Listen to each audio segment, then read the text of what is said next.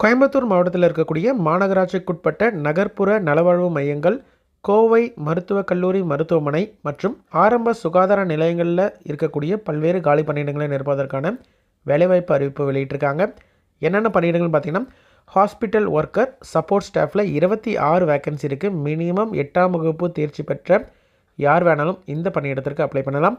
அடுத்தது dental assistant 2 vacancy இருக்குது. Minimum 10ஆம் வகுப்பு முடித்த கேண்டிடேட், 1 இயர் எக்ஸ்பீரியன்ஸ் இருக்கக்கூடிய கேண்டிடேட் அப்ளை பண்ணலாம். டென்டல் டெக்னீஷியன் ஒரு வேக்கன்சி இருக்குது. டிப்ளமோ இன் டென்டல் டெக்னாலஜி முடித்த கேண்டிடேட் இதற்கு அப்ளை பண்ணலாம்.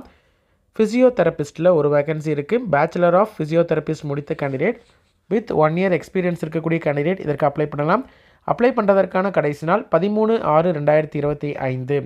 எப்படி அப்ளை பண்ணணும், எவ்வளோ சேலரி, என்ன ஏஜ் குரூப் வரைக்கும் இருக்கக்கூடிய கேண்டிடேட் அப்ளை பண்ணலாம், அப்ளிகேஷனில் என்னென்ன கேட்டிருக்கிறாங்க, எப்படி ஃபில் பண்ணணும் அப்படின்ற கம்ப்ளீட் டீட்டெயில்